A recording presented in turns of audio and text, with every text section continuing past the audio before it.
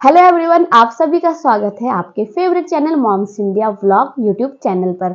आज हम लोग बात करने वाले हैं कि बेबी बॉय के प्राइवेट पार्ट की सफाई कैसे करनी है।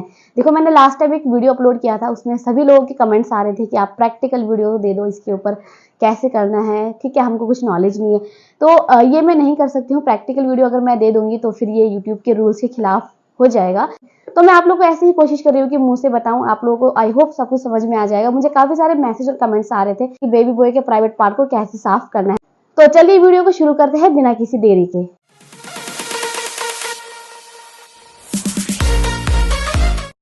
जब हमारे घर पे नया बच्चा आता है ना, तो हम लोग बहुत ज़्यादा खुश हो जाते हैं। इतने ज़्यादा खुश हो जाते हैं कि उनके हर चीज़ों को नोटिस करते हैं, हर चीज़ का ध्यान रखते हैं। लेकिन हम लोग एक चीज़ भूल जाते हैं, वो है बेबी बॉय के प्राइवेट पार्ट को सफाई करना। जैसे हम लोग इस चीज़ को भूल जाते हैं ना, तो आने वाले टाइम पे बेबी को काफ़ी ज़्यादा दिक्कत हो जाता है। जैसे आप लोगों ने देखा होगा कि बेबी बॉय है, वो रुक रुक कर पेशाब कर रहा है, या फिर पेशाब करने से पहले रो रहा है, और या फिर पेशाब करने के बाद रो रहा है। तो ये सारी दिक्कत बच्चे को आती है। और जैसे जैसे बच्चा बड़ा होता है ना, तो उस टाइम पर बेबी को काफी ज्यादा दिक्कत हो जाती है। कई केसेस में तो ऑपरेशन तक भी करना पड़ता है, क्योंकि बेबी बॉय का प्राइवेट पार्ट अच्छी तरीके से नहीं खुलता है। तो हमारी दादी नानी हमेशा से कहती है कि बेबी बॉय के प्राइवेट पार्ट को हमेशा से सफाई करनी चाहिए। कैसे सफाई करना है ये मैं आपको वीडियो के एंड में बताऊंगी, लेकिन इससे पहले आप लोगों को ये जानना बेहद जरूरी है कि आपकी बेबी को ऐसी कोई दिक्कत है या नहीं है। अगर आपकी बेबी को ऐसी कोई समस्या होगी, दिक्कत होगी, तो आप लोग अपने डॉक्टर की कंसल्ट जरूर लीजिएगा, क्योंकि सभी बेबी बॉय का प्राइवेट पार्ट अलग अलग होता है, सभी का बॉडी अलग होता है और ग्रोथ भी अलग होता है। नंबर 1 जो हमेशा आपको ध्यान में रखना है, आपको हमेशा नोटिस करना है कि आपका बेबी सुसु करने से पहले रो तो नहीं रहा है, या फिर सुसु करने के बाद रो तो नहीं रहा है। उसकी हरकतें कैसी है। अगर बच्चा यूरिन पास तो कर रहा है, लेकिन वो रुक रुक कर रहा है, तो ऐसे केस में आपको डॉक्टर के पास दिखाने की जरूरत पड़ती है।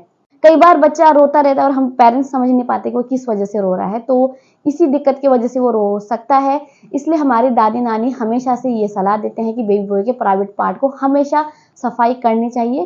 अब यहाँ पे सवाल आता है कि बेबी बॉय के प्राइवेट पार्ट को सभी को सफाई करनी चाहिए, या फिर जिसको प्रॉब्लम होगा उसी को सफाई करनी चाहिए। तो मैं आप लोग को बताती हूँ कि बेबी बॉय के प्राइवेट पार्ट को ना सभी को ही सफाई करनी चाहिए।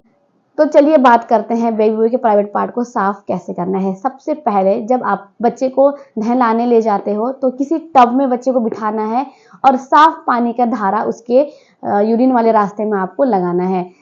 इस तरीके से ये हो गया नंबर 1। नंबर 2, आप लोगों को क्या करना है, जैसे बेबी आपके पास आ गया है, नहा धो करके आ गया है और उसका मसाज का टाइम हो रहा है, तो मसाज के टाइम पर आप लोग बच्चे के प्राइवेट पार्ट में थोड़ा सा ऑयल डाल सकते हो। ऊपर से 2-3 बूंद आप लोग चाहे तो सरसों का तेल भी डाल सकते हो, या फिर कोकोनट ऑयल डाल सकते हो। ऐसा डाल करके आपको उसके फोर स्किन को हल्का सा पुश करना है। आपको ज्यादा प्रेशर नहीं देना है, हल्के हल्के हाथों से पुश करके उसमें ऑयल डालना है, और ऑयल डालने के बाद उसमें तेजी से फूंक मारना है। फूंक मारने के बाद एक विसल की आवाज सी आएगी, फिर इसका मतलब है कि बच्चे का जो प्राइवेट पार्ट है वो अच्छी तरीके से क्लीन हो गया है। ये मैं आप सभी को अपने एक्सपीरियंस के हिसाब से बता रही हूँ। आप लोग किसी भी चीज को करने से पहले डॉक्टर की सलाह जरूर लेना। लेकिन मैंने जो आपको फर्स्ट स्टेप बताया है, नहलाते समय पानी का धार आपको देना है, तो वो आपको सभी को देना है। इसके लिए डॉक्टर की कंसल्ट करने की जरूरत नहीं है आपको। आप बेबी के प्राइवेट पार्ट में पानी का धार दे करके उसके यूरिन वाले एरिया को हमेशा से क्लीन कर सकते हो। आगे जाके बेबी को दिक्कत नहीं होगा।